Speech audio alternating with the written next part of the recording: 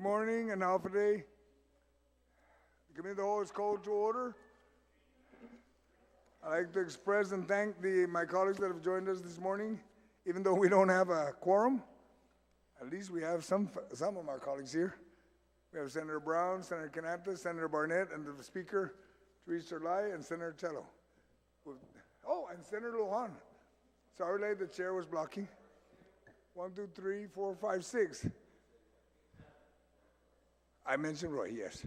And with that, we'll continue recess till we get a quorum. Thank you.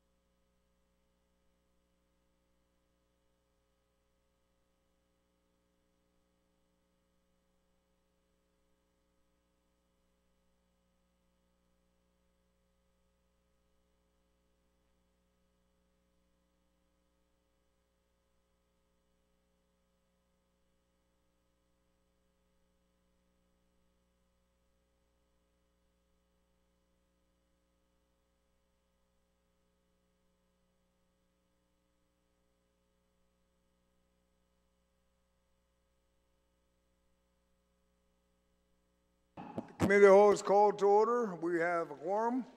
We will now proceed to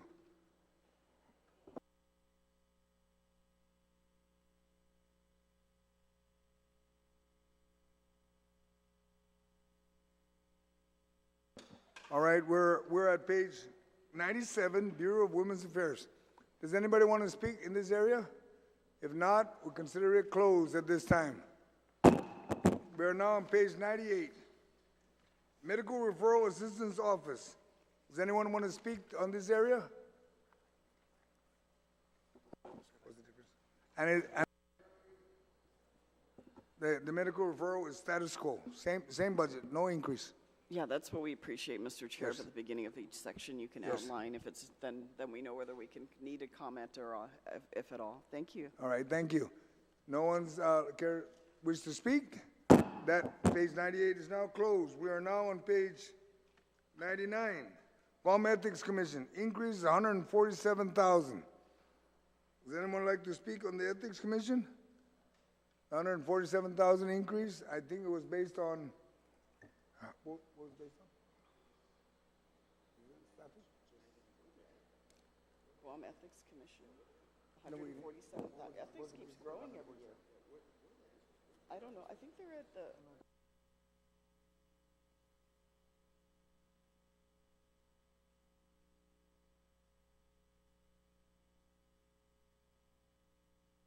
That's 147.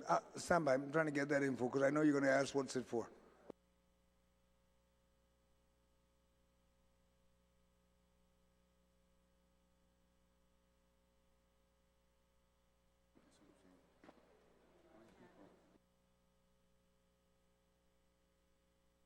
If I'm correct, at one point, the Ethics Commission did call me and advise me that they had to use the funds that were supposed to pay for a position to pay for an attorney. And that was during the process of their ethics investigation. So they couldn't fill the position, so now they're just trying to get the position filled and cover the expenses of a legal attorney. Yes, ma'am, Senator Tideway. Mr. Chair, if I'm not mistaken, that was the same excuse they used the last time we increased their funding. And for us, they've come before us before requesting that money, and we gave them last year.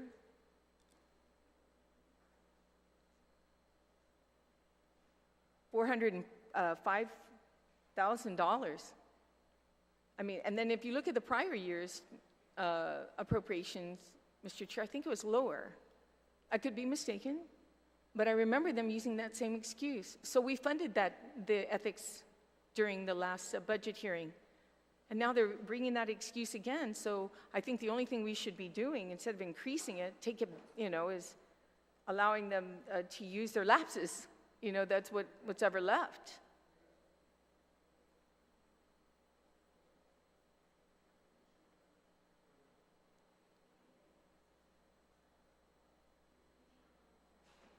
I mean, if this is for an attorney, it makes sense, Mr. Right. Chair. Don't get me wrong. I mean, that they definitely need an attorney for the ethics. No, what was happening was the attorney they were getting, there was a conflict, so they had to get another separate attorney. It ended up being, it's like getting one attorney today and then finding out there's a conflict of interest. They have to get another attorney. I understand, but if I'm not mistaken, last year we funded them Yes, to we did. include an attorney so that the money is still there from FY24. Understood. Mr. Chair. So I'm trying to can we find. verify? They're Okay, trying thank to you. extract now if there's any surplus, and I understand where you come from. If there's any lapse money, okay? Okay, thank you, Mr. Chair.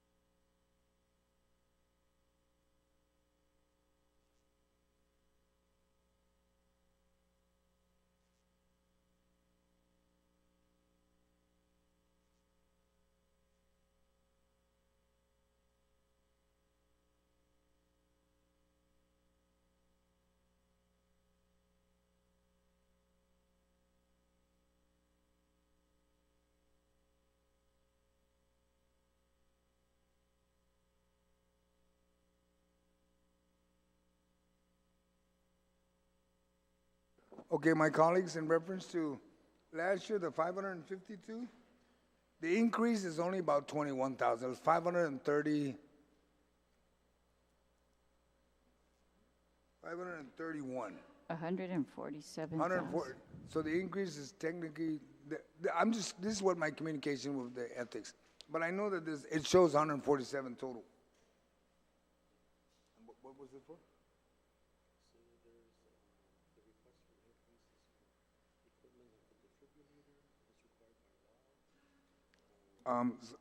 Such increase are,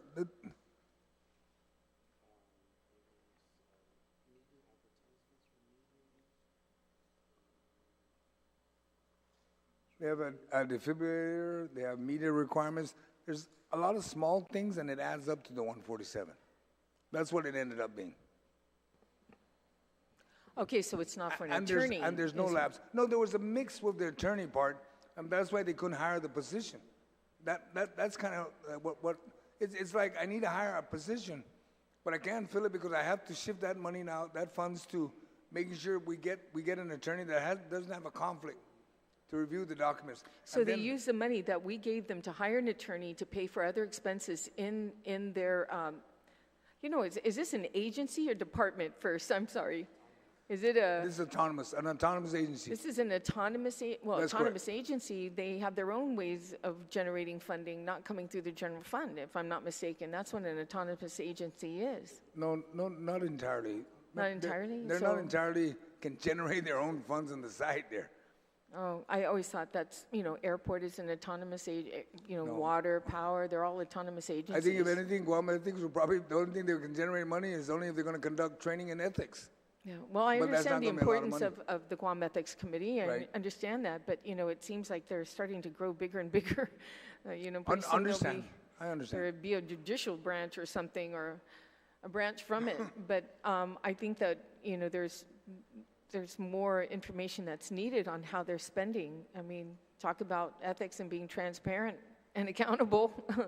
This area should have provided that information to OFB, a clear, Well, as we're looking at their staffing pattern and what was going on, there's nothing major, it just adds up. A fibrillator, their supplies and stuff, it just adds up to that amount. And that's all they're asking for. Just basically just keeping their office open so they can do the business there's mandate of them. They're mandated to do. okay, thank you, Ms. Chair. But All right. one last question. Who's Yes. the oversight chair of the Ethics Committee? Me. You are? Okay. That's correct. And that's why I wasn't in support. They had to show me everything. And when I started doing the math, I'm like, okay, we'll push it through and we'll see what happens. Thank you. Thank you, Mr. Chair. Anyone else would like to speak? Madam Speaker? Yes, Mr. Chair, can you just explain? This is a commission. They're That's made correct. up of people who have full-time jobs elsewhere, and they come in as a commission and they adjudicate whether this is a violation of the ethics law or not. Those commission members are not full-time staffers. I think we did allow them in the past to have at least one full-time executive director, but this is already $500,000. $500,000 for an ethics commission. And I don't think they're going to do this every single day, adjudicate on ethics violations, but now we're increasing it by $147,000. I don't know, when I'm trying to look at some of the other agencies, some of our full-time big agencies are only like $1 million. Like BBMR is only 1.7. How can an ethics commission be half of BBMR? EPA, we're giving them $1 million. This is half of that amount. It's just saying in proportion to the work that we've tasked them to do versus these other agencies, I don't know. I'm just want to know why it's growing as well. It should not grow. It should stay, as minimal impact as possible while they are able to do their job. And the most important part of their job is adjudicating. And I hope this is not for a full-time lawyer, is it, Mr. Chair? Is it for a full-time lawyer? No. Okay. Okay, currently Because we they have so many agencies without legal counsel right now that, yeah, that need full-time lawyer. Okay, they have staff and panel, they have one director, 2 ethics investigators, and 1 admin. They're not asking to increase there. That's their staff and panel. 4 folks. No, 1 admin, 2 ethics investigators, and 1 director. Okay, so everything else, it just adds up.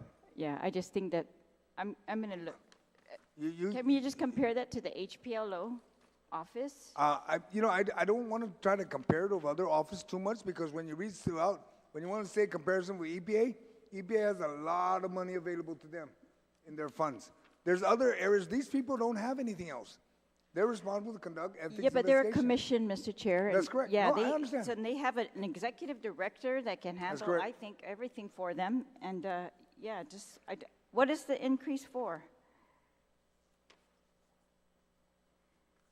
What was your question again, ma'am? The increases, another 150,000.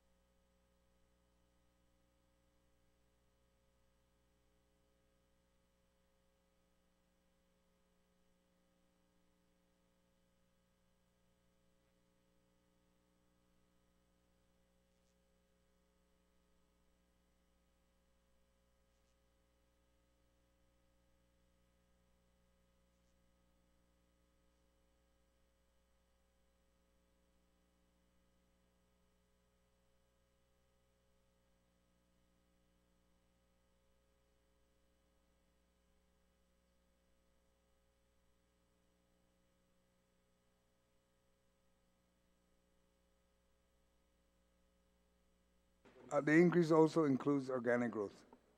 We're going through the SAM plan right now to show the difference.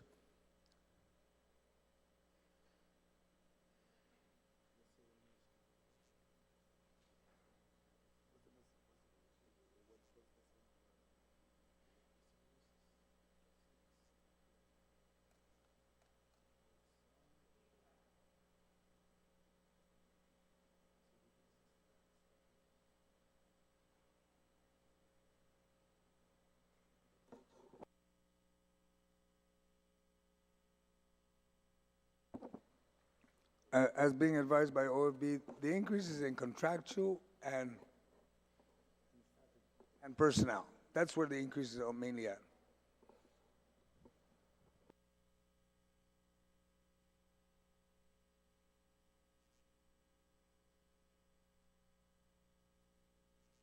Madam Yes, Speaker, do you Mr. have Chair. anything else? Okay, so this is the issue for me. It's like, I understand that every agency of the government needs lawyers, wants lawyers. They're not all authorized to do that.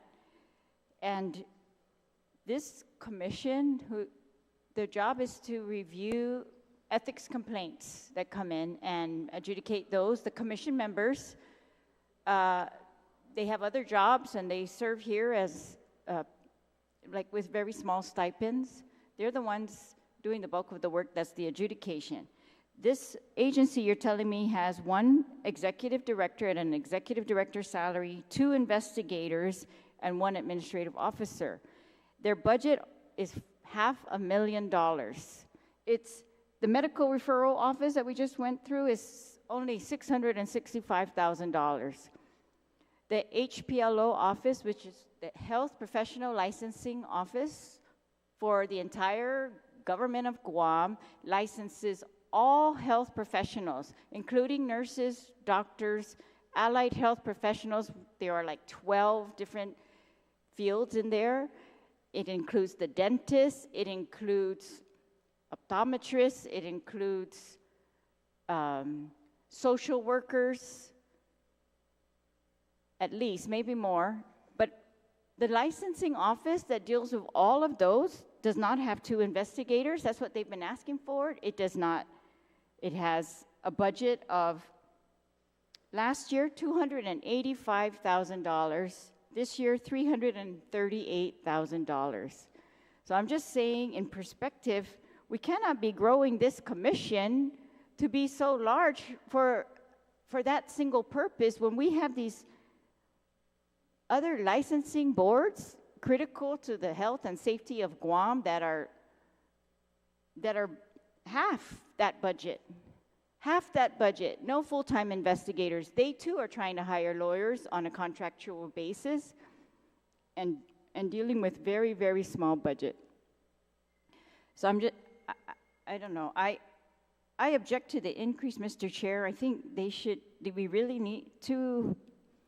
Please be advised, Madam Speaker, it's for personnel growth. I think that they've identified the 22%. All the pay raises and everything that All happened the pay applies to them. raises.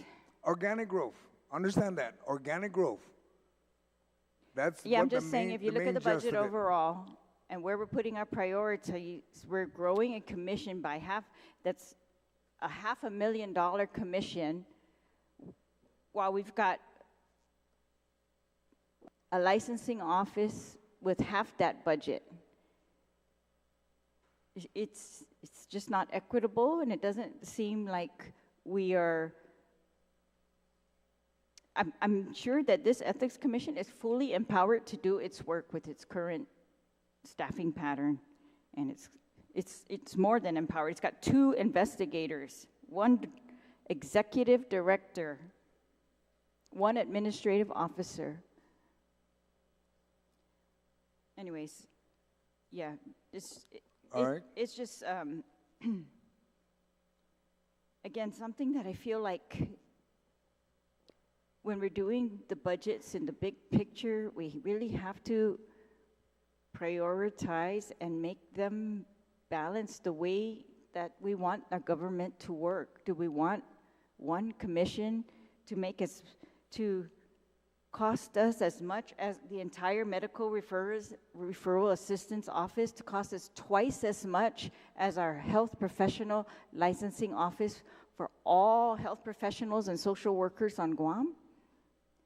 That's why it strikes me. And I'm sure they do very hard work, and we've seen the list of cases that they've adjudicated, so they're getting their work done, and I have no objection to what they have, but I just don't think we should expect to keep raising this up. They should be able to operate with what they have and keep the costs down, and we need to find more money for these other places where we are trying to recruit. Understand, Madam Speaker, Mr. Chair. but I just want my colleagues to understand, the bulk of the increase is for personnel, the increase in pay. And if anybody have any other reasons to say and compare them with other agencies, please be Can you enlighten careful. us? Because if you're only dealing with 3 positions, I 4. mean, how much, or 4 4 positions. positions, how much are Correct. they getting paid? What are their salaries? So we can apply. Apply for the position or apply for, I mean, I'm trying to understand that I'm statement. curious, what are their salaries? If you're dealing with four employees, I mean, sure, I'd love to see more money go to EPA or something. How much are they getting paid? I mean, how much is the position to run 3 staff? 4. Or 4 people. 4 staff? Okay. Well, if there are 4 positions, I'm assuming one's the executive director, right? If the pay raise is going to increase 6 figures, Okay. The executive director makes, after all benefits and everything, okay, going across the board, makes 134,000.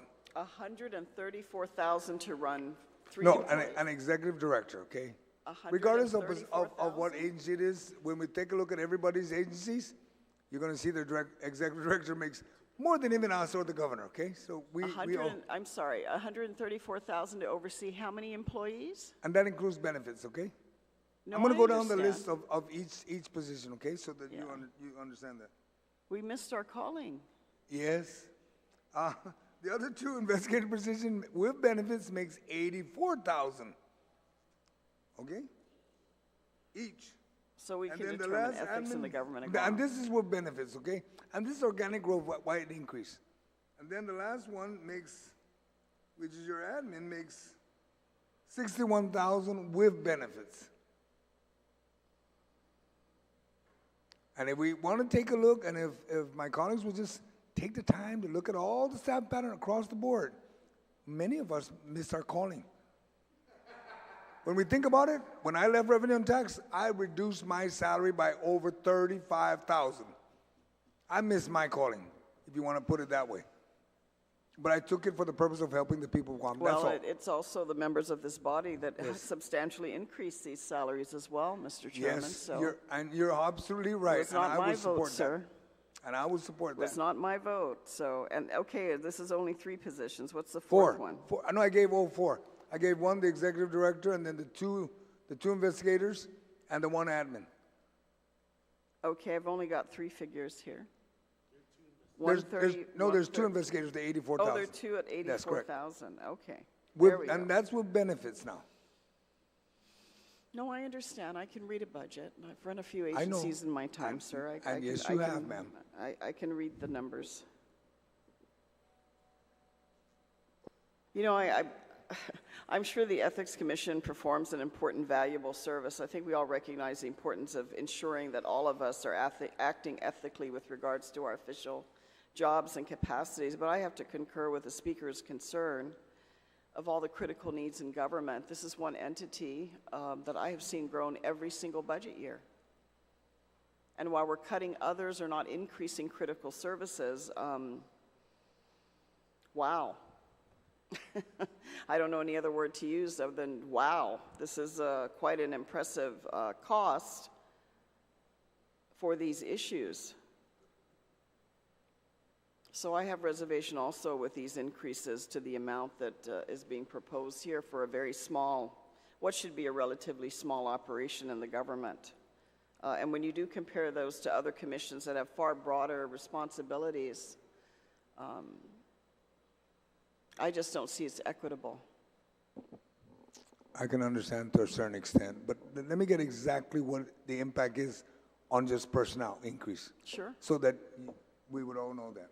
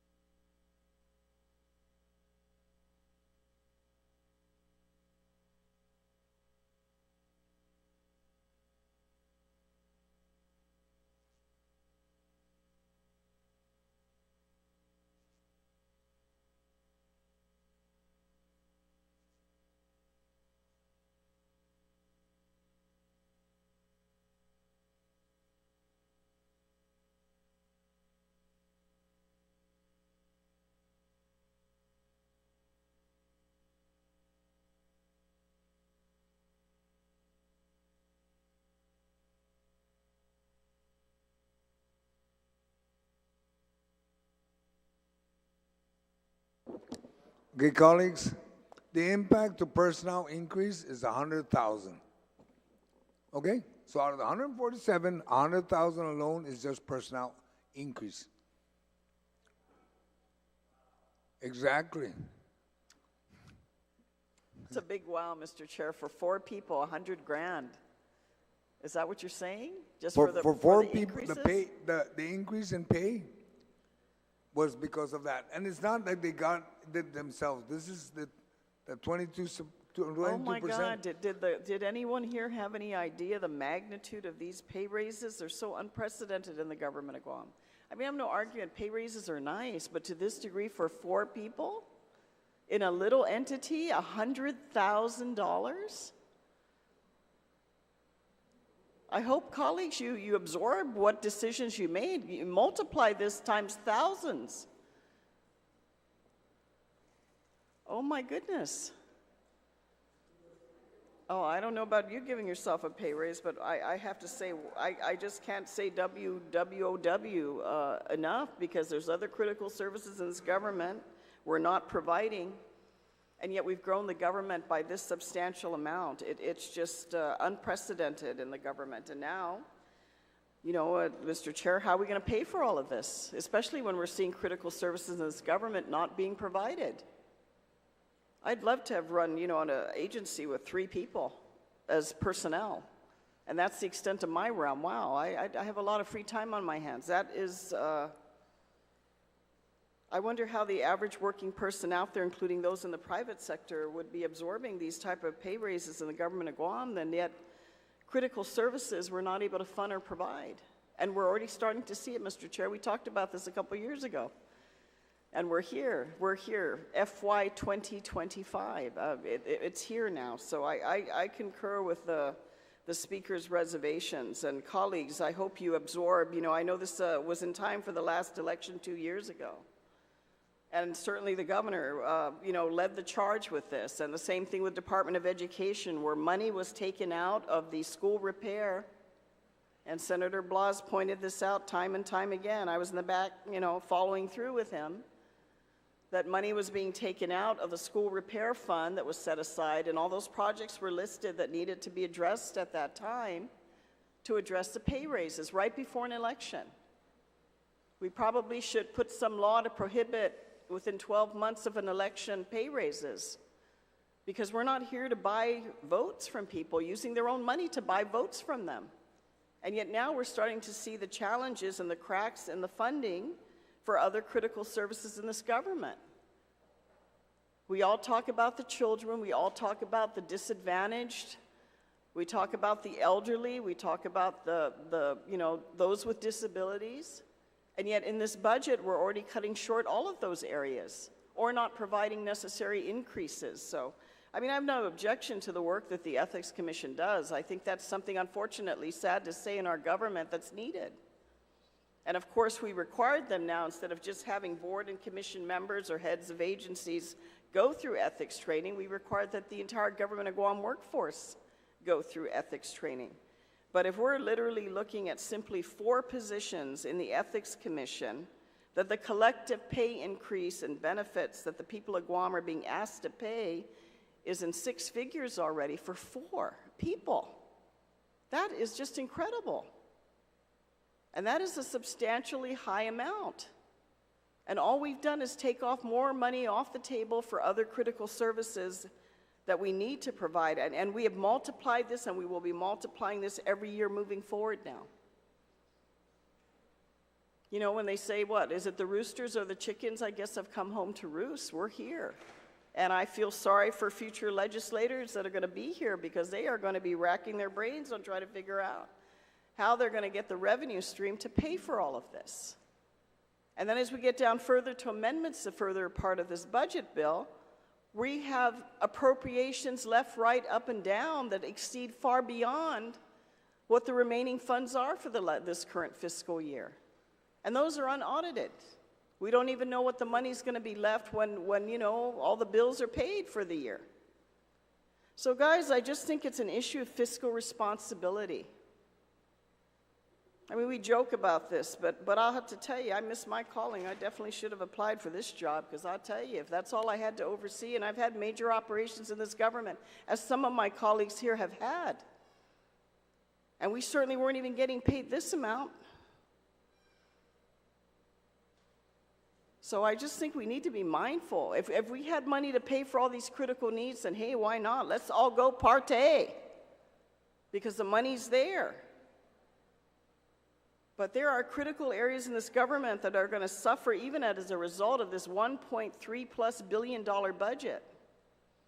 And if in $1.3 billion we cannot even begin to address the critical services for our people out there, we can't give them comfort that they have decent, safe health care. We're challenged right now to get through this, beginning the school year so that kids, our children, can go to school and be educated in a safe, clean environment. And let's not kid ourselves. I don't think there's one moment out there that we feel safe in this community, particularly at night. Even with all this money that has run through the hands of this government. And it's this kind of stuff you gotta raise your eyebrows about. So Mr. Chair, I share the reservations the speaker has relayed. You know, colleagues, you want to go ahead and approve this, go ahead and keep approving it, because you will have less money and less money on the table to pay for critical services that everybody in the next couple of months is going to be going out and telling our people over and over again, maniluhuds and maninahu tau tau Guam. And yet when the time comes, when the rubber meets the road, when we need to ensure that we are putting the money where the most need is in our community, we're shortchanging them so we can continue to feed the government itself. The government that continues to grow, and I see no matter how big the budget will get, the government will continue to absorb and expend every penny because members of this body want to be popular.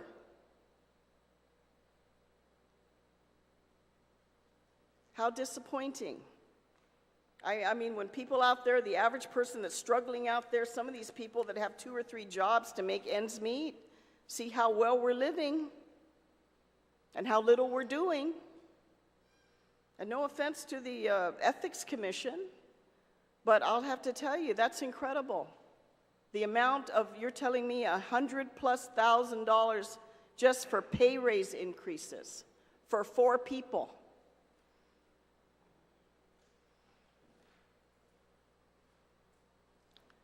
I don't even know what to say. I'm almost silent at this moment, Mr. Chairman. Thank you. Anyone else like to speak on the page 99, Home Ethics Commission? There being no one else, this chapter is closed. We're now on page 100. Or no, let me back up. We have a bookmark on page 82. Madam Speaker, you bookmarked the Office of the Chief Medical Examiner. Okay, yes. What was your concern there, ma'am, so we can address it and close it? Sorry, what page is that, Mr. Chair? Page 82.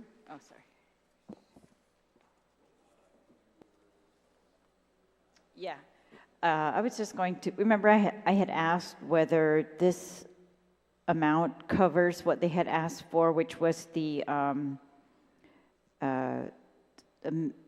medical death investigator, and someone said no, that's because they didn't ask for that. But I went and looked at their budget, and they did actually ask for $617,000 titled medical legal, $617,000 entitled or titled medical legal investigator. But I looked at the fiscal note for the bill, and that was $83,000 per investigator. They said they needed 4.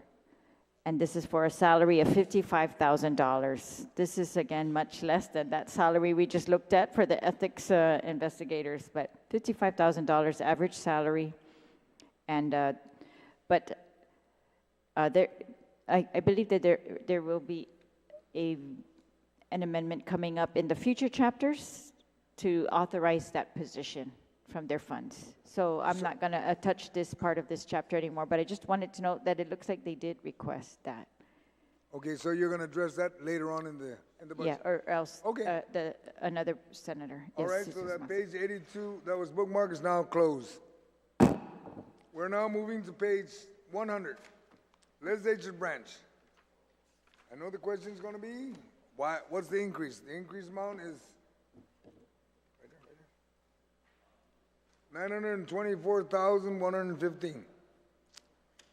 What's the increase for? You have that, OLB? You can please read that out. The breakdown of the $904,000 $115, comprised of Attorney General of Guam's Petition Supreme Court costs of $35,000, Government of Guam versus Cortec International, court costs $65,000. The 90-ton temperature chiller for the Guam Congress Building is $184,869. The equipment lease for the 90-ton temperature chiller for the Guam Congress Building for FY2025 is $123,246. Additional senatorial office lease, $204. Senatorial office budget's $300,000, and that comprises mostly of the $904,000.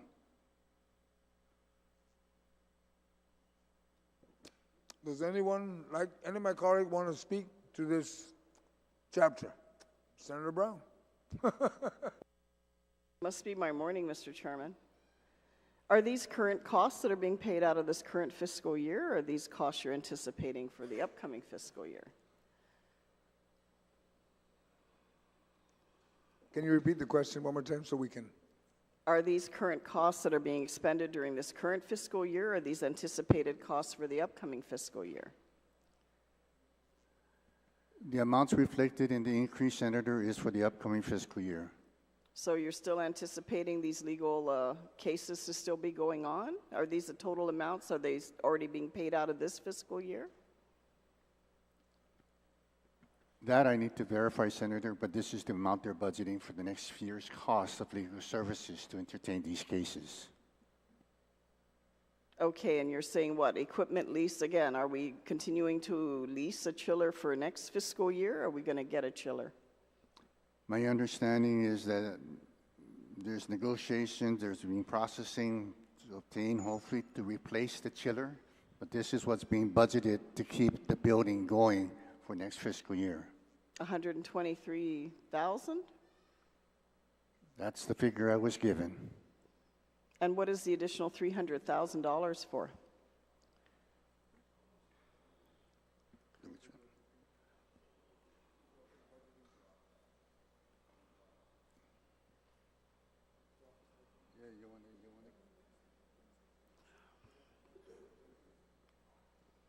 The 300,000, Senator, is an allocation, I believe, of 40,000 per senator to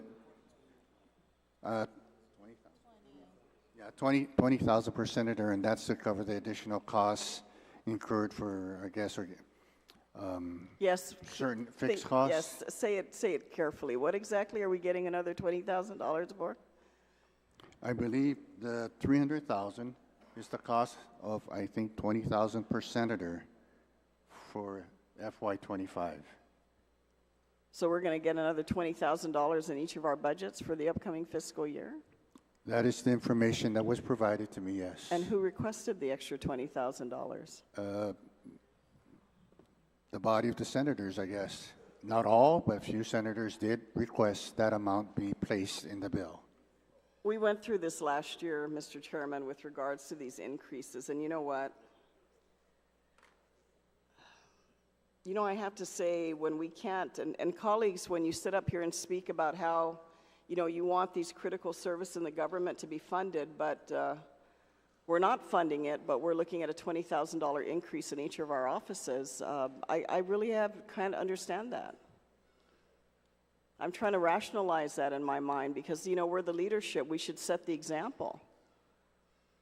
I mean, if things are all going good and all those critical things are funded, then like I said, let's party. Let's just, why not? So I have reservations, Mr. Chair. I raised this last year and we appropriated about $300,000 plus to the Guam Police Department to assist them with their operations because obviously I think we all know the need is out there in our community to address public safety for our people. I know I can't do it in this section, but I'll do it in miscellaneous to look at appropriating that $300,000, maybe to something like, you know, keeping the libraries open 5 or 6 days a week, maybe on Saturdays when kids are out of school and would like to have some place to go to read, to learn, and have a safe environment to do that in, because we can't do that now. We have libraries in our villages that are only open twice a week with maybe one personnel from the public library system actually there to provide assistance. And that to me really doesn't speak well for our community. We talk about our kids, we talk about the priorities, but when the time comes down to fund, we're not funding it, but we're making sure we get an additional $20,000. Would I like an additional $20,000? Maybe. I got to go look at my budget, but I bet I have probably reserves because I never spend all the money that I'm appropriate every year to run my office. I have a small staff and they carry the load. But if our expectation now is that we're going to pocket an additional $20,000 while we're sitting on the floor, and I talk to every colleague here, how dare you speak about how we're not funding critical services in this government, and then at the other end say, hey, I want another $20,000 for my budget. And Mr. Chairman, I was there when we cut the budget of the Guam Legislature. When we came in the 23rd Guam Legislature, do you recall or know what the budget of the Guam Legislature was at that time? Do you have any idea? And all the ghost employees that we had that just showed up and, appeared on payday? Over $21 million. Keep that in mind, back in 1995. Almost 30 years ago, the Guam Legislature operated at over $21 million. And that was a time when money was not flowing. And we cut that budget down by the time I left to just a little over $6 million in 2006. And now we're creeping up again. I just think, colleagues, we need to be mindful. We can't speak out of all sides of our mouth. And yes, sitting in this position does require sacrifice. I'm sure we've had more resources and better pay and resources outside of this legislative seat. I'm well aware of that. But I think where we're at right now, and even though we've been saying, let's join the group because, hey, there's so much money going around, let's get our piece of that pie. Because I just have reservation about that. I think we should set the example. Then we can speak, with some sense of credibility. Because we have to lead by example. So I again have reservations, and I will be providing an amendment in our miscellaneous portion of this budget, Mr. Chair, to appropriate this money to the public library system. And colleagues, vote your conscience. Yeah, it is election time. But I just don't think we're setting a good example. I can understand the critical needs. We're all well aware of the situation with our air conditioning system in the building. Even though the renovations are not that old, for whatever reason, our air conditioning system has been a problem. I don't have any issue about that. I don't have an issue with the need to address the engagement of the legislature with regards to these legal cases. But I do have reservation with regards to this moment in time with where we're at, with where we've been this past week of finding out that some of these critical services have either not been increased or have been cut by this budget for us individually to increase our individual office budgets by an additional $20,000. So with that, I'm going to raise my objection to that, and as I mentioned, I will provide an amendment further down in this Budget Act. Thank you, Mr. Chairman. Anyone else like to speak on the legislature's budget branch? Senator Parkinson. So there's been a disturbing trend in this body that has inspired me to speak up today. This virtue signaling of self-flagellation of the legislative branch. Let's make a virtue of cutting ourselves down to the bone so that we're comically ineffective. I've been working with a lot of my colleagues this term, a lot of my Republican colleagues, and I've seen that there is a lot of value to working across the aisle. And when I assessed that dynamic, it occurred to me how unfair we are to our minority colleagues. that we put them on these starvation office budgets so that some people have 1, 2 employees, not maximizing their effort and their ability as a senator because we have made a virtue out of, look how hard I work for the people of Guam because I could do it for pennies. Look how much more I could do with less. I say, shelve that. Let's do more with more. We are an equal branch of government, and we act like we are scared of our own shadow. Who asked for this increase? Who asked for this increase? A lot of people in this body want this increase, but so many people are so scared that mean senators are going to say mean things about them because they want a budget increase to do better at their jobs. So I will have the courage for all of us and say, I want this increase. I want this increase for all our offices, not just for the majority, but for the minority as well. There should be parity between the majority and the minority in terms of being able to get the same office space. It's never made sense to me why the minority gets smaller office space. Are they lesser senators? No. So no, I'm going to stand up for everybody in this chamber and say, no, we need these office increases. I mean, we notice we want to take away office budgets, but we don't want to inconvenience ourselves and remove the equipment stuff for air cons. Heaven forbid we sit in a hot condition. But no, let's virtue signal on office budgets, and I'm sick of it. I'm sick of it. So if that amendment was to be introduced in Chapter 11, I urge my colleagues to oppose that amendment, and let's not do this virtue signaling anymore. If I had my way, we would raise the office budgets more. If I had my way, we would pay the legislative senators more. We've seen what executive branch directors are making. Many of us have missed our calling. And I don't think has anybody noticed that neither side of the political aisle can fill a full legislative slate this year? And you know why?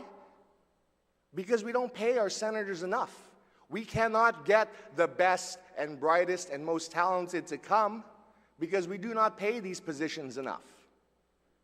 And so I would be also in favor of raising senatorial budgets to include senatorial salaries, because this is not for me. This is for the island, so that in future elections, more and much more qualified candidates will run for office. I yearn for the day that someday somebody defeats me in an election, because then I could go home resting at night knowing that the best possible person is sitting in this seat. I do not want this body to just be a body for the rich and well-connected, because anybody else who has family to take care of cannot afford to sit in this position. I myself am a father. When I was a single man, this legislative salary was, I could live on this forever. But as a father, as a husband, as a caretaker, I'm 1 or 2 kids away from being priced out of this job. And I do not want to be priced out of this job because I have a deep, abiding commitment to serve. And there are many other people who have a deep, abiding commitment to serve. But because of this self-flagellation of the legislative branch, everything is the legislature's fault. Let's beat up on the legislature. It's so easy. No, I do not accept that. I once said that when I got into this body, I became less cynical. And that is true, because I have come in, day out, and I've seen people across this government working hard to bring a better tomorrow today. We have gone through some major changes in our world. The pandemic, malware, prices are always going to go up. There is always going to be an adjustment. So I'm going to stand up for our legislative budget. I'm going to stand up for getting more so that we can all do more and do our jobs better. And I'm going to advocate for more pay for senators so that we could get the best and the brightest candidates who could someday hopefully replace every single one of us. So we know our island is in the hands of the best and the brightest and the most qualified to take us into the future. We are an equal branch of government. Stop being scared of your own shadow. We have been given power and authority to better our island. Use that authority. Use that power, or somebody else will. This is our island. This is our branch of government. Let's take pride in it. With that, Madam Chair, I yield the rest of my time. Thank you. Thank you, Senator Parkinson. Is there anyone else who would like to speak on this section?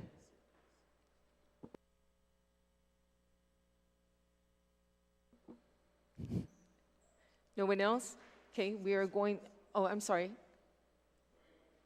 Oh, I'm sorry, okay. Senator Nicholas, you are recognized. Thank you, Madam Chair. Just wanted to point out and say thank you to the Honorable Senator Parkinson for being honest. Thank you, sir. Thank you, Madam Chair. You're welcome, Senator Nicholas. Is there anyone else who would like to speak on Chapter 6, page 100? Anyone? Okay.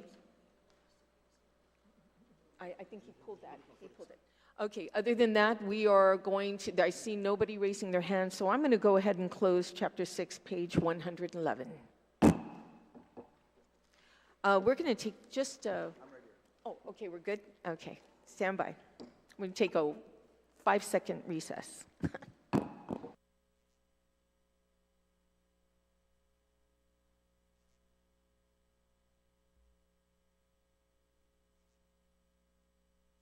The committee of the whole is called back to order. We are now on page 101. We are now on page 101, which is Chapter 7, Legal Services, the Office of the Attorney General. Part 1. We have 4 amendments, and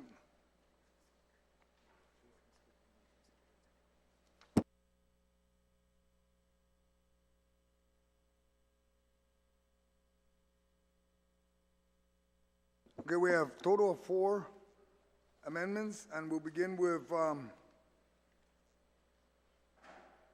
Madam Speaker.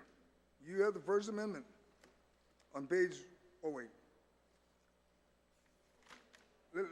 I just want my colleagues to understand, Part 2, or Part 1 of Chapter 7 is 2 pages, 101 and 102. So we're going to address the amendments, even if it goes into the next page. And then we'll come back, the whole part, and then we'll come back to for the colleagues to speak about Part 1, Chapter 7. Okay? So I'm not changing the rules. Madam Speaker, you have an amendment on line 13. Introduce the chapter, the summary. You want me to introduce the summary? Well, you've been doing that for the other. Oh, you mean the increase? Oh, okay. Total increase for the Attorney General's office is $4,652,591. So with that, we will go to.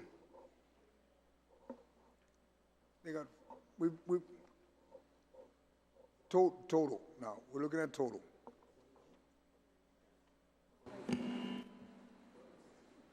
It's total 4.6.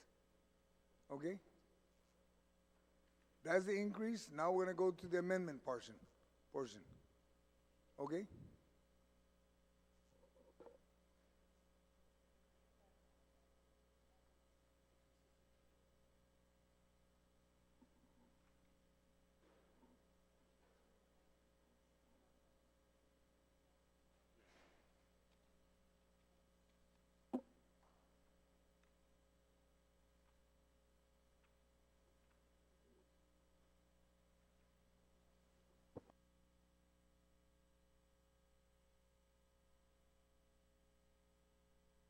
And there's approximately about $1 million in lapse for 2024, moving into 2025. So, Madam Speaker, we'll go ahead and start with your amendments, because your amendments, All right, well, I just want to talk about the budget overall. Can you, so you increased the budget from FY24 by $4 million. Can you tell us what their request was?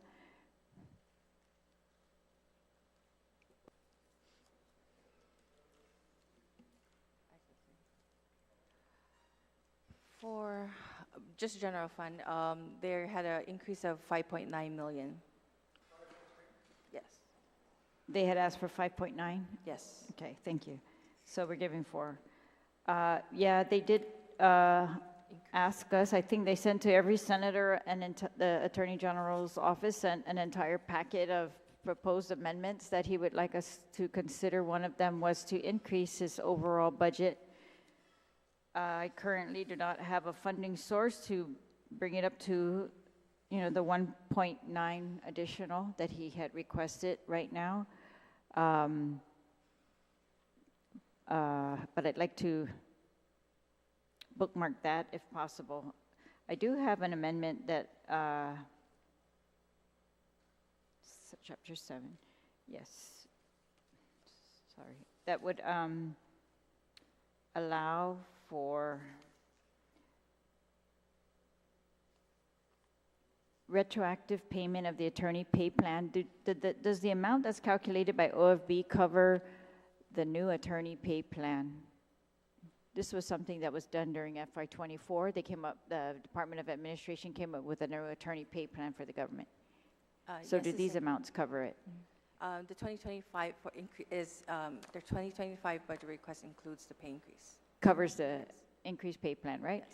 All right, so my amendment was, apparently since January of this year, they have not been paying pursuant to the new attorney pay plan. This happened last year, I think, too. The Attorney General believes he needs this authority in order to pay. So this is an amendment for retroactive payment of the attorney pay plan for those attorneys in his office. So this is not going to give them any more than any of the other attorneys in the government of Guam have received. It's actually going to give them up to what other attorneys in the government of Guam have received and allow it to be retroactive to the same time that the other attorneys in the government of Guam received it. And so my amendment says that that attorney pay plan for the Office of Attorney General shall be effective on January 28, 2024, and that the AG shall use projected lapse funds to pay for this retroactively to January 2024. So that's my amendment, Mr. Chair. This would just be equity. all right, so we're gonna work with the retro payment plan. But I just wanna make sure we understand that, and my colleagues understand, is that they have lapsed money. They could have made this payment, period. But we're gonna give this on the budget. I'm in full support of that. Right, well, the But it amendment could be does paid. say they're going to use their lapses to pay it, Mr. Chair. That's correct. Thank you. Does anyone like to speak on the amendment of retroactive payment of attorney pay plan? I see Senator Fisher. Sir, on the amendment, please.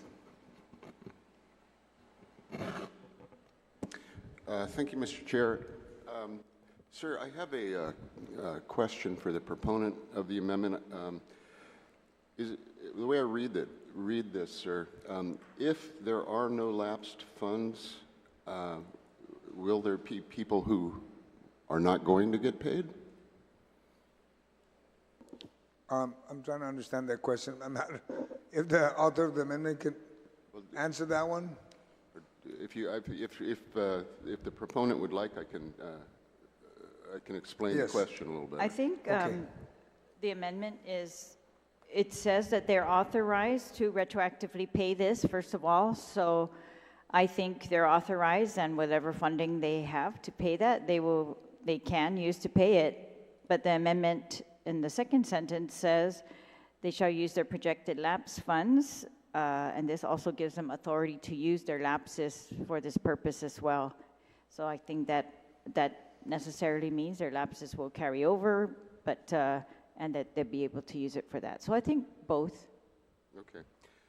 Thank you very much for, Mr. Chair, thank you for that answer. As I understand it, then this is dependent upon the existence of funds which have lapsed. Is that correct? That's correct, but we have identified there is a lapse of over about $1 million right now. In actual cash? That's our understanding. They do have lapse. Okay, it's not merely a projection. We think we're going to get it. No, right? no, Okay. we've identified that it's about almost $1 million, Okay, if so not over $1 million. Okay, so these people who are owed money will get paid. That's correct. Okay, that's good.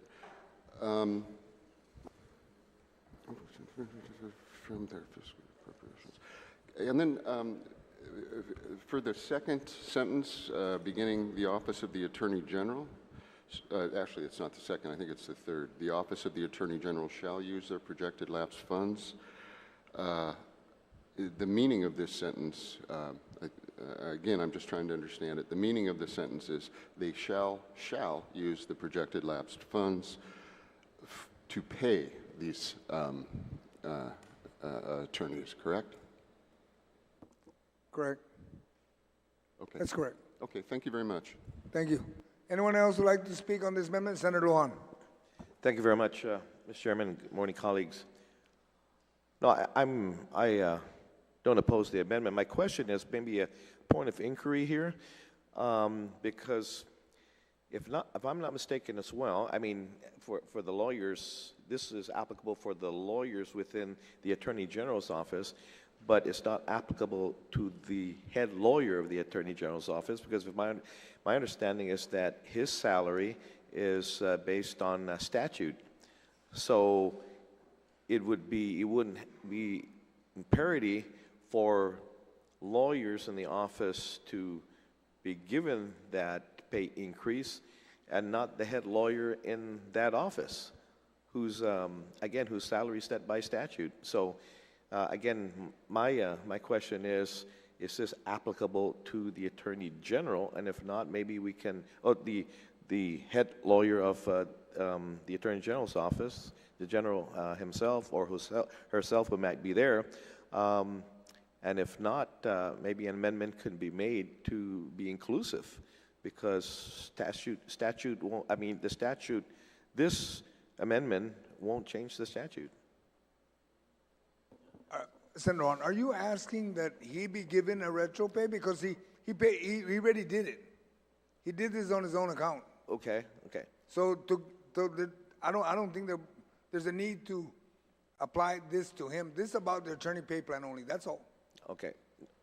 1 minute recess, Okay. Mr. Chair. Yeah. If I could. Okay, you want a minute recess? We have a minute recess.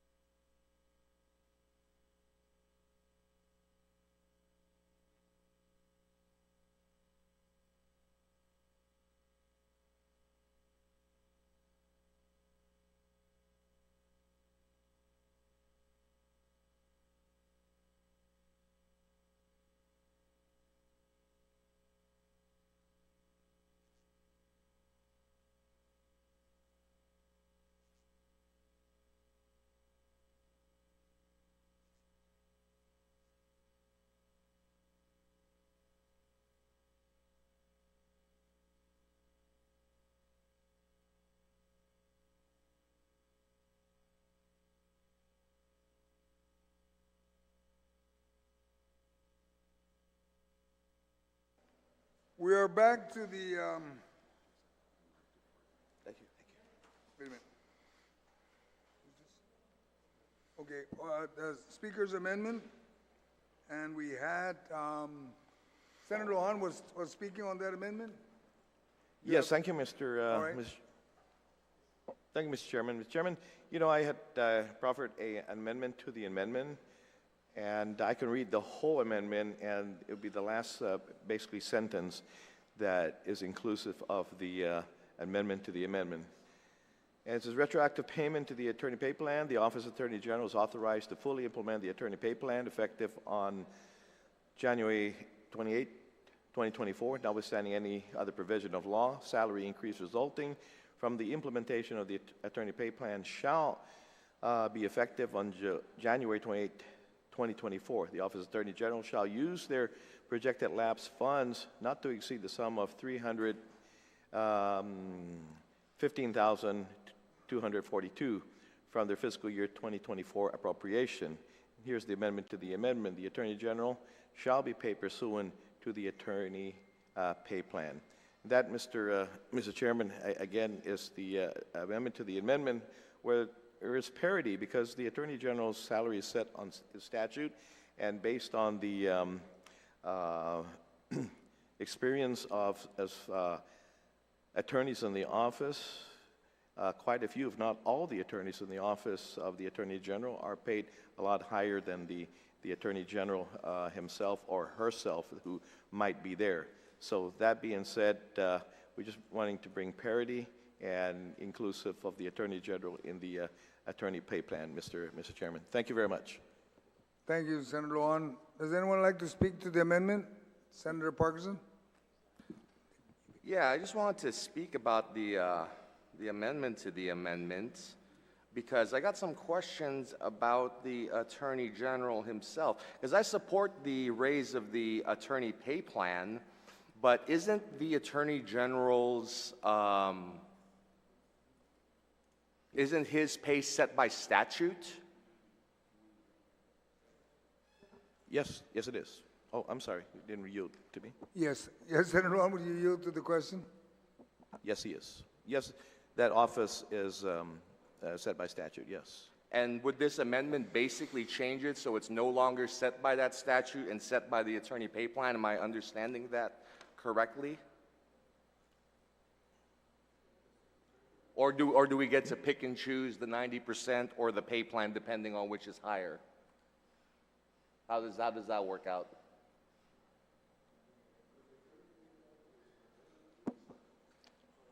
I beg your pardon? It is statute. The attorney pay plan is an amendment to the statute.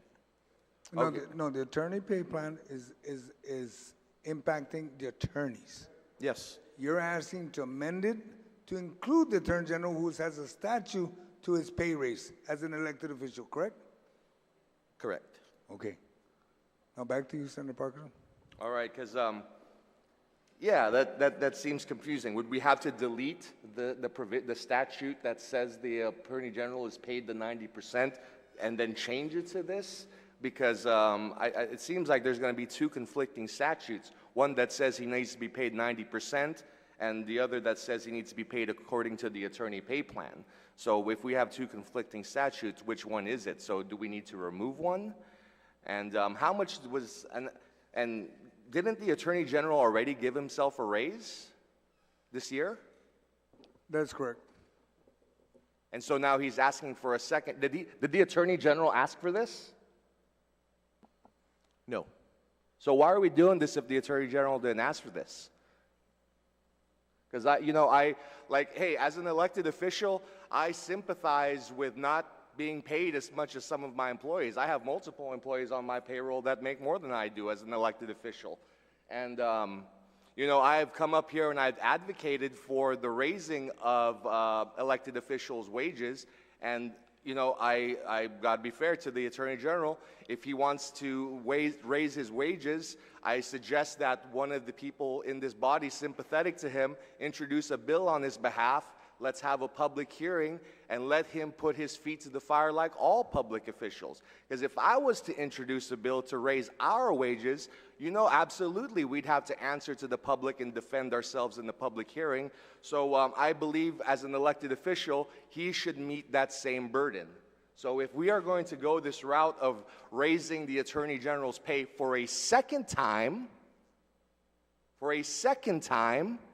let's have a public hearing about it and let's let him justify it. And if he's not even asking for this, then I got to object to this amendment to the amendment.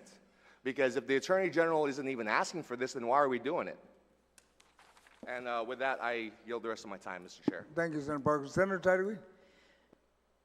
Thank you, Mr. Chair.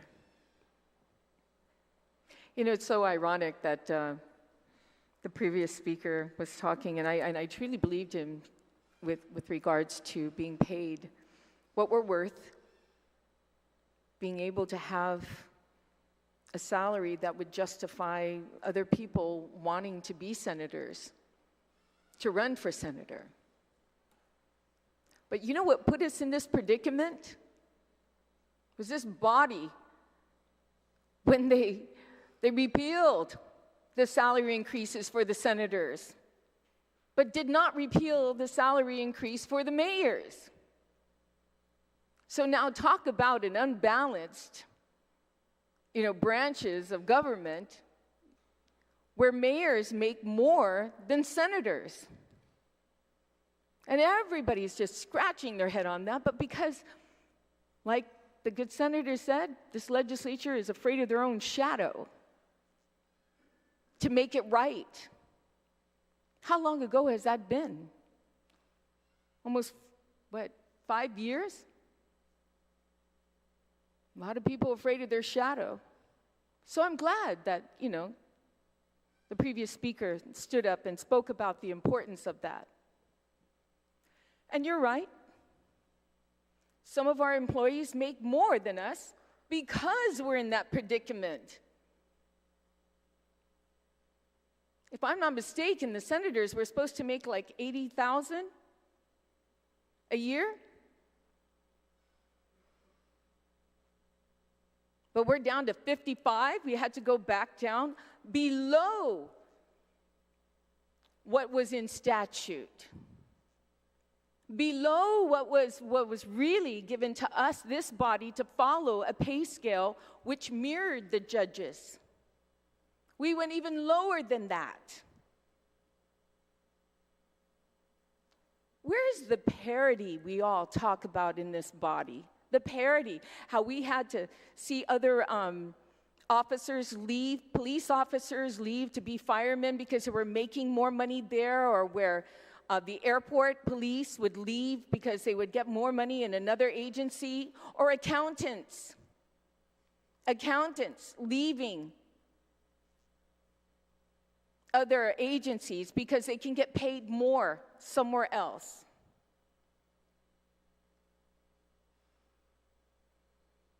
Maybe more people might even run for attorney general now that the salary is at a decent wage, at least to be the same as their own attorneys that he hires.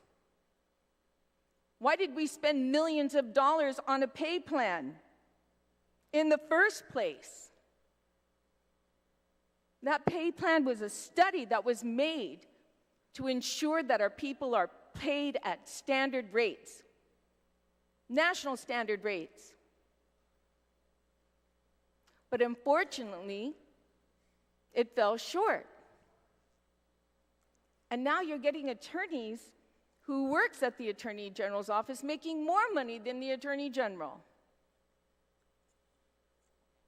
When all this amendment does was follow a pay plan that we spent millions of dollars on doing to ensure that they get standard pay, like doctors, attorneys, police officers, accountants, that we're supposed to be following. And here we have an opportunity to do that.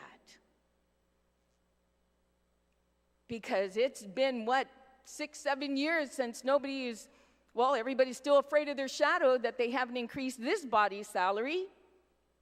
or go back to where it was once and not repeal it like they did in the past. It's just mind-boggling. I mean, it was a great speech that the prior senator had on the other branch of government. And now it's not important to have parity this time.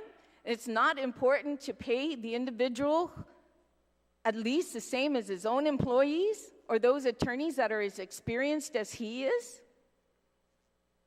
Talk about pick and choose. Point of information. Stand by, Senator. Sure. Point of information. I support a pay raise for the Attorney General. I just think it should be done in a public hearing with a bill, same as we would do for this own chamber, same. Okay. Thank you, Senator Tideway. Yeah, no worries. Here we have an opportunity. Opportunity just to follow what we've been doing for the last couple years and putting everybody at the pay plan that we had put in effect since last year, or earlier this year, a pay plan that was paid by this body, by the people of Guam, their taxpayer money, to try and bring a decent wage set at the national standard that has been going back and forth this body for years. So we need to correct this wrong now. And if we have any opportunity to correct any of the other situations where there is not parity or the head of the agency is making substantially less, as long as it follows the pay plan that this body approved, then I don't see an issue with this. Let's not make this personal. Let's make this right. Let's bring parity to this office. Thank you, Mr. Chair. Thank you, Senator Tideway. Anyone else like to speak to the amendment? To the amendment. Looking across the floor. Would you like to close on your amendment? Yes, I can close. Thank you very much, Mr. Chairman. Mr. Chairman, again, I thank the previous speaker and the speaker before, the previous speaker, of course, great gentleman from MTM,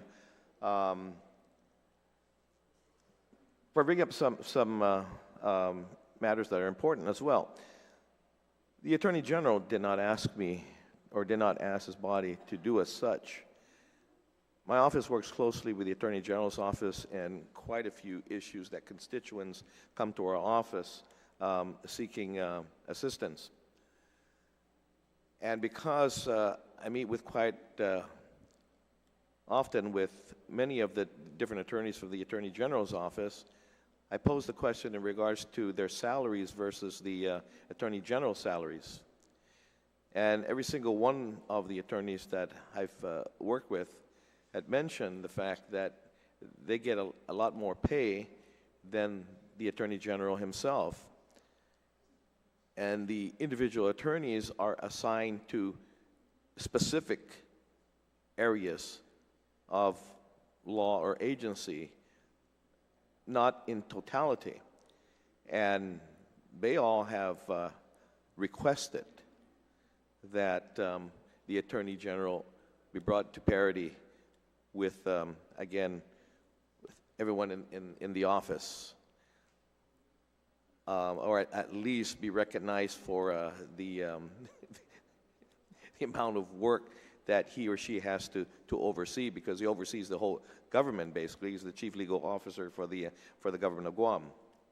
So with that, Mr. Chairman, I urge my colleagues to vote in favor of this amendment to the amendment that I have proffered to the body today. Thank you very much, Mr. Chair. Thank you, Senator Lon. But my colleagues, before we go to vote on it, I hope everybody took a look at the payment plan, the attorney pay plan. As a final note, the 315 will not cover it. Next, the AG himself is not in the pay plan. So we need to determine what pay raise would apply to him. Okay, and with that, are there any objections to this amendment? The amendment, to the amendment? There is an objection. Okay, how many is in favor of this amendment to the amendment?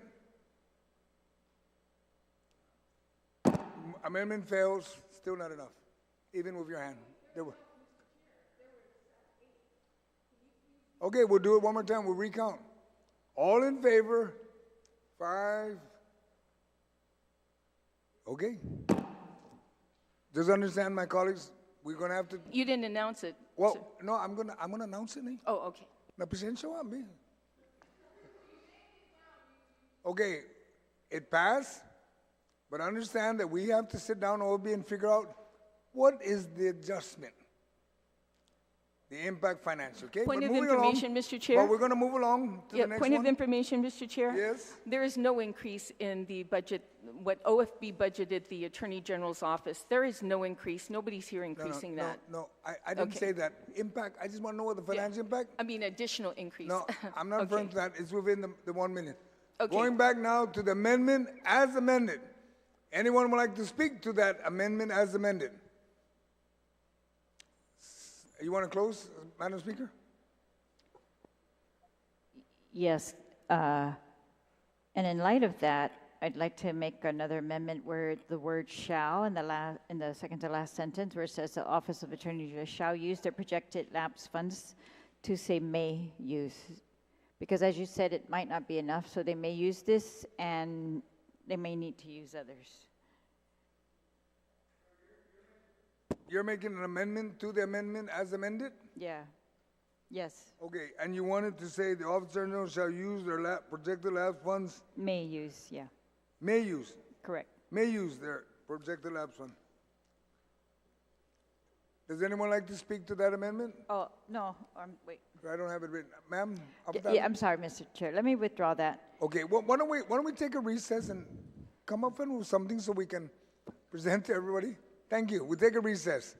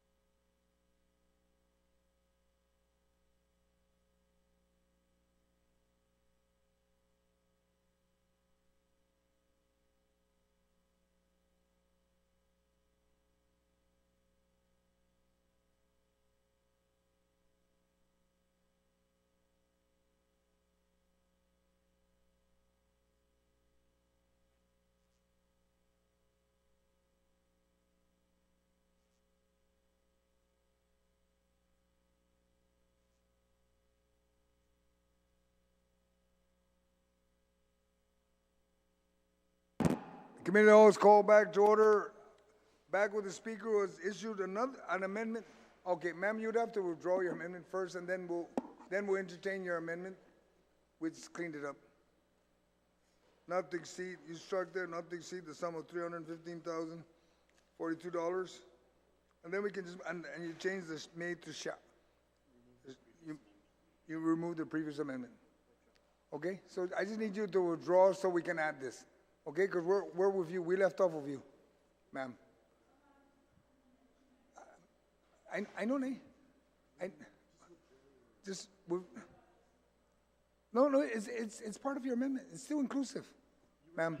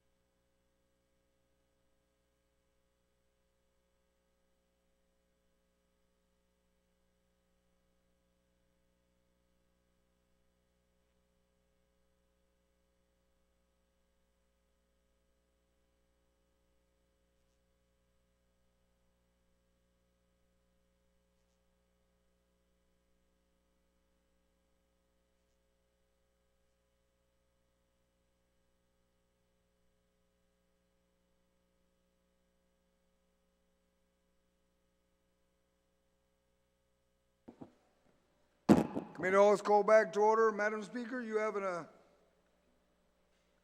guess a possible withdrawal of your amendment? Yes, so remember before the break, I was talking about changing the word shall to may. Correct. And so I'm going to withdraw that and instead make this amendment. It will be, Ma'am, before you do that, Oh, and as the body, are there any objection to her withdrawal of the amendment?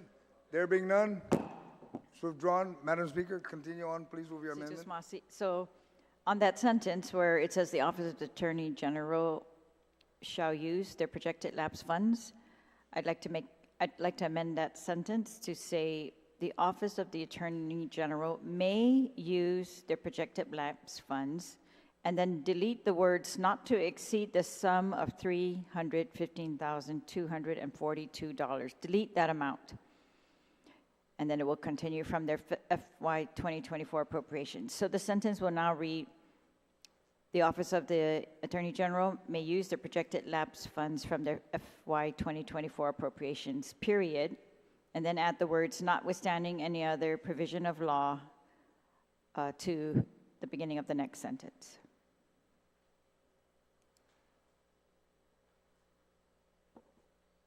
Are there, anyone who would like to speak to the amendment as amended? Senator Blas.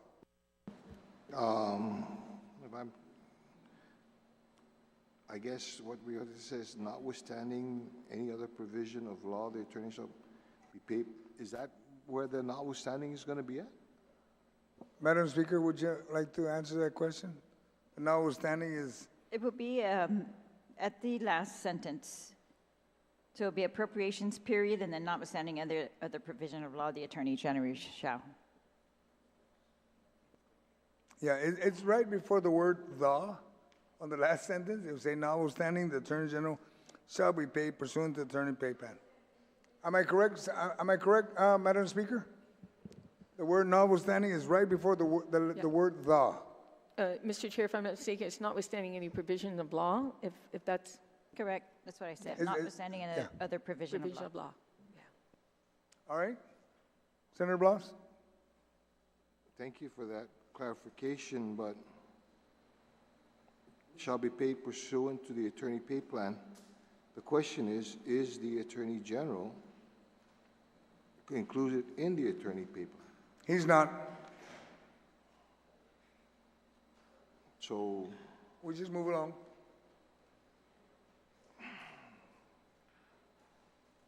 how do we, notwithstanding something that isn't existent? That's why I commented that earlier, Senator Blas. Point of information, if Senator I may. Tyree. Thank you, Mr. Chair. I think using the verbiage of attorney still categorizes the Attorney General as an attorney.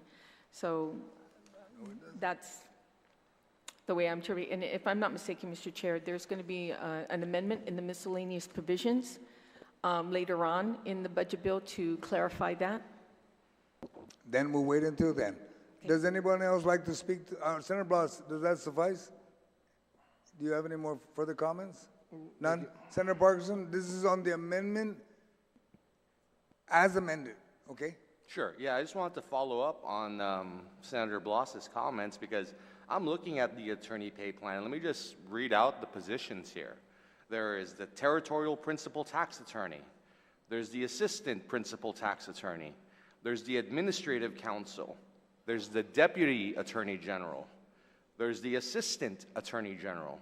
There's an attorney 5, an attorney 4, an attorney 3, an attorney 2, and attorney 1. There's the compiler of laws, the assistant compiler of laws, the legal advisor, and the staff attorney. Nowhere in those positions is the attorney general. And like I was saying earlier, we already have a statute that says he gets paid 90% of a judge's pay. And so, again, so how does this work out? Does he get 24% on top of his 90%? How do we imagine, how does the author of this amendment to the amendment imagine that the Attorney General is going to be paid out of this? Mr. Chair, point Yes, of order. point of That order. amendment It's not mine, it already passed. Understood. My amendment is only to take out the amount so that lapses to pay for those attorneys under the attorney pay plan is not capped at 315. It takes out that cap. But That's my amendment. no, but you included the notwithstanding.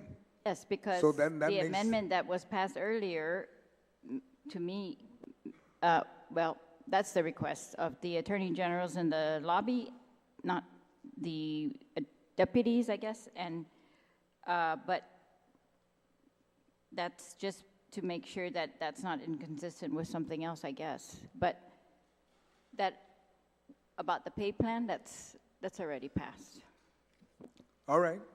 A point of information, Mr. Chair, if I may. Yes, please. Once again, there will be an amendment in the miscellaneous provisions to clarify any misunderstanding. Understood. Thank you. Okay. Senator Parkinson? Who's going to be introducing the amendment, ma'am? The question is who's introducing the amendment? He's just asking the question. It's either myself or Senator Lujan. All right. All right. I will be looking forward to see what you guys do with the amendment then. I have no further questions. Thank you. Thank you. Anyone else like to speak to the amendment as amended?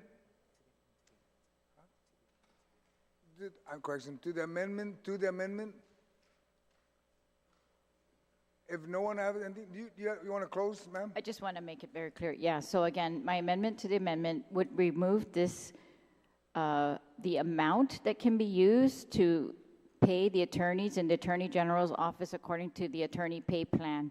Right now, it's pursuant to my earlier amendment, capped at $315,000.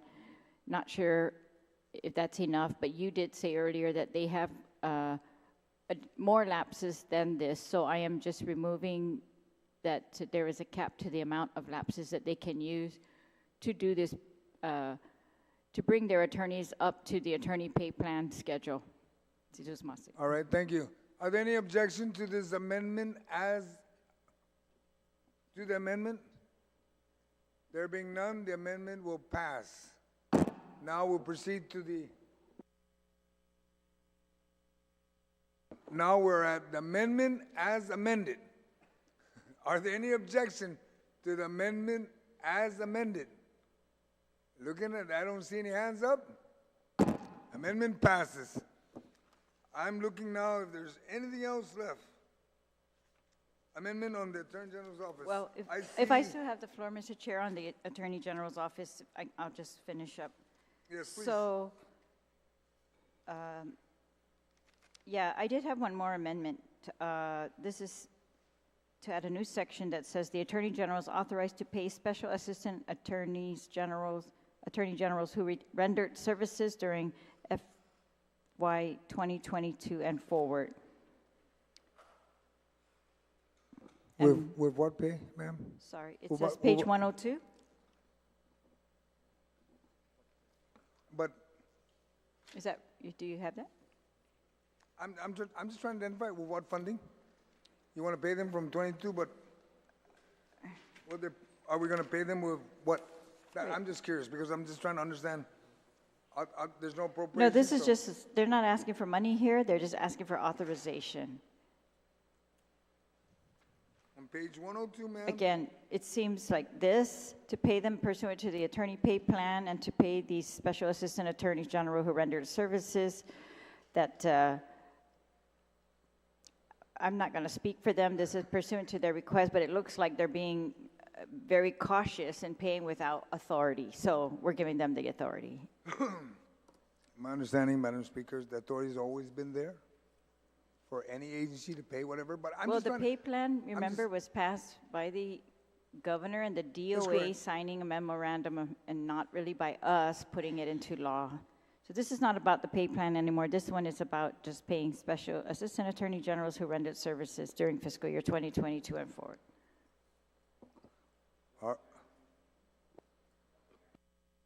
Okay, thank you, Senator Haynes, it's a double guarantee.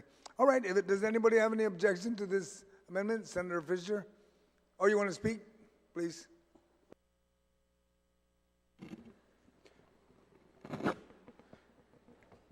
Thank you, Mr. Chair. I guess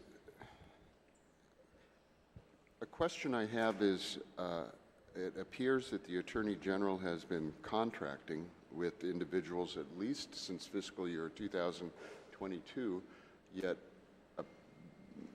presumably had no authority to do so. It strikes me as a problem where an agency of the government of Guam is purchasing things without money, buying things without money, and entering into contracts without money, and then coming to the legislature and ask us to clean up their mess. You got to have the money in hand before you're going to expend it, and it looks like, pursuant to this amendment, they want us to go back and fix a problem that they created. How much money are we talking about? Does anybody have any idea? That's a question for the proponent.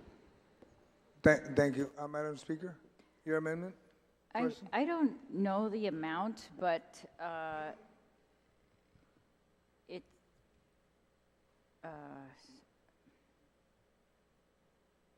just a second, it's,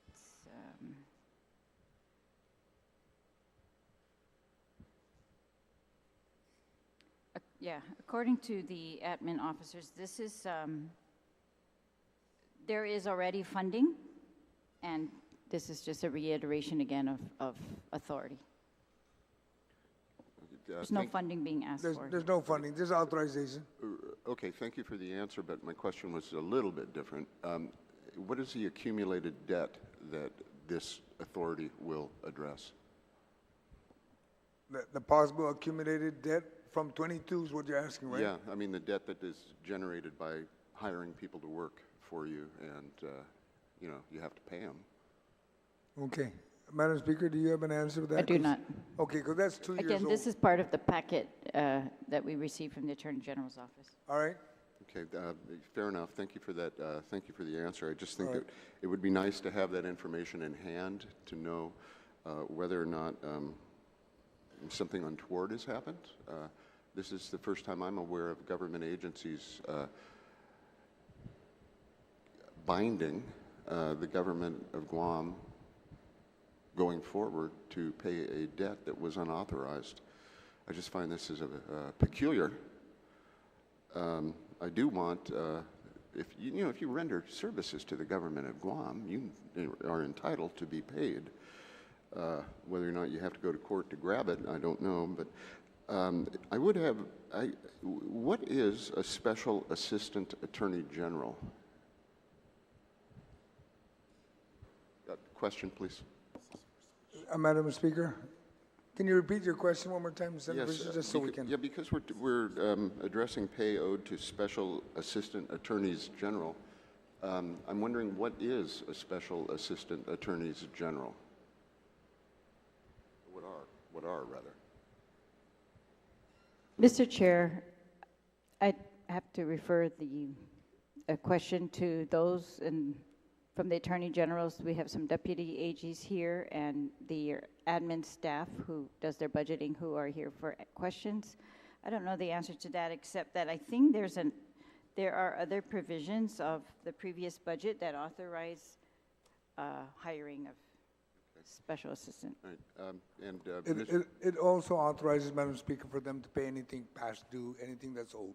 The Budget Act has been doing that. Okay, well, Does that suffice the answer? Yes, thank you very much for that, sir, and that answers my first concern. You're saying that there is specific authorization to take care of retroactively of debt that's accumulated? No, you said what are special assistant attorney generals, and I'm saying I think these are referenced in some, I don't have the whole budget bill or the 24, but I'm pretty sure this is referenced in previous budget bills. Special assistant attorney generals. As to retroactive, this again is at the request of the Attorney General, but I do know that, for example, the pay plan and the lawyer's pay plan, the nurse's pay plan, those were all the police pay plan, or what did they call it, the law enforcement pay plan. If I remember correctly, they were all made pursuant to memorandum between DOA and the governor, retroactive to certain dates, or at least some of them, yeah. That's correct. And the attorney pay plan was just this year. Okay. Okay, thank you for that answer, sir. But these are special assistants special assistant attorneys general, they are not classified employees. I expect that they are paid pursuant to a contract amount that is not necessarily in line with the special attorney pay plan. You're correct. I am correct. Okay, so they, I don't know, they might be billing $250, $300 an hour or something, which would be well north of the pay plan, correct? Pay plan doesn't apply to them. Right. It just started, because this is 22. Right. Pay plan only started this year. Exactly. So that means that the office can negotiate a price for these special assistants that is well above pay plan. That's their call. Their call. It's their money. They can pay it like they want, right? Correct. Okay. You know, that just, it just brings up the entire specter of self-dealing, maybe giving contracts to your buddies and so forth, and they're making $300 an hour.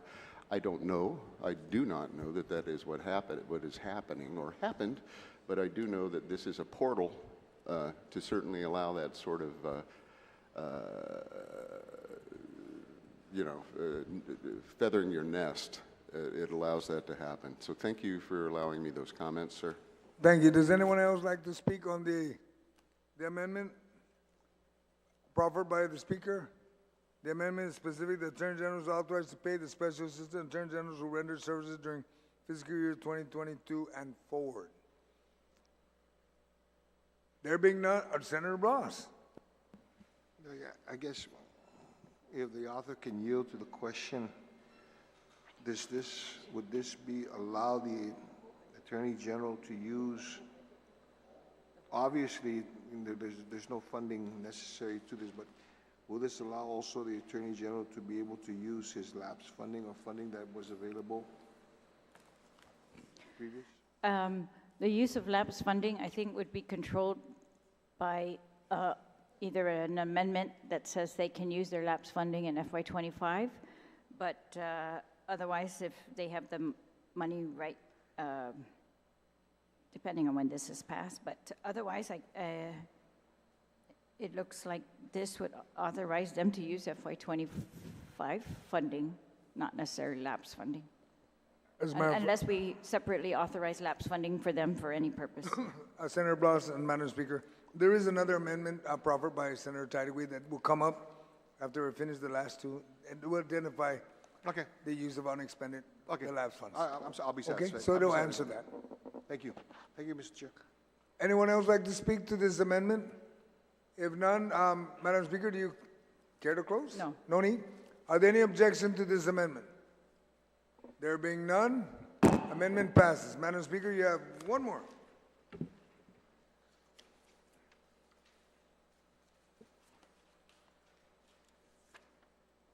Is this the one, lines 13, 14, page 101? Okay, yeah. So this amendment it was to try to increase their budget by 2.9 million because that would bring it up to match their request. So OFB did raise their budget above the governor's request, but it didn't meet entirely their entire request from the AG's office, and I don't have a funding source to fund this 2.9 million, so I'm pretty sure it's going to be ruled out of order, but I would just like to explain it first. And according to their summary sheets, the 2.9 million is to cover the 24% attorney pay increase at $600,000, the 22% salary increase at $2.7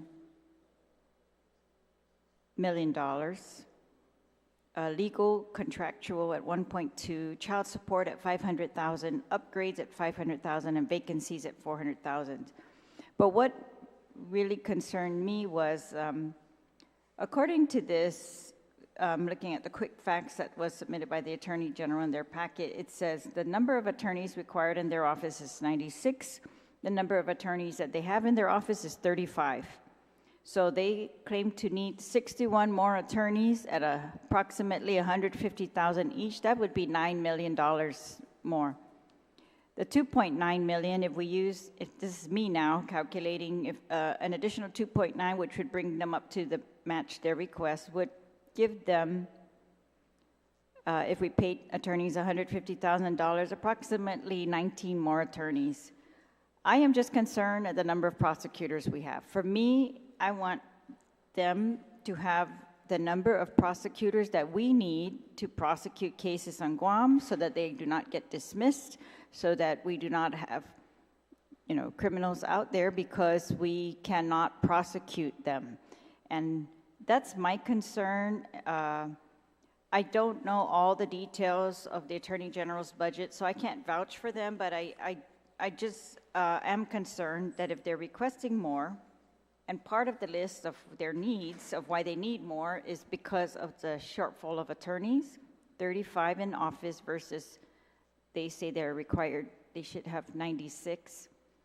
That's a huge shortfall. But even with the 2.9, if that would allow them to hire 19 more attorneys, that was my reason for proposing this, and I submitted this quite early, but I cannot yet find a funding source for this, Mr. Chair, and That being stated, I would Madam ask. Speaker, you know that if you don't have funding source, I'm going to rule it out of order. That's correct. Okay? Yeah, so I'm going to see if any funding sources, if you can help find any, then perhaps we can hire more prosecutors. Understood, ma'am. Cecil Masi. This amendment is ruled out of order. All right, we'll now pursue to the last amendment on this page, 101. This is from Senator Tadwi, which includes 101 and 102. Okay. Continue appropriate authorization for the Office of Attorney General. Senator Tadwi? Yes, that's the one. Thank you, Mr. Chair. Like all other agencies, this is a continuation, and if I may, it's on page 102, adding a new subsection part to the bill, continue appropriation authorization for the Office of Attorney General.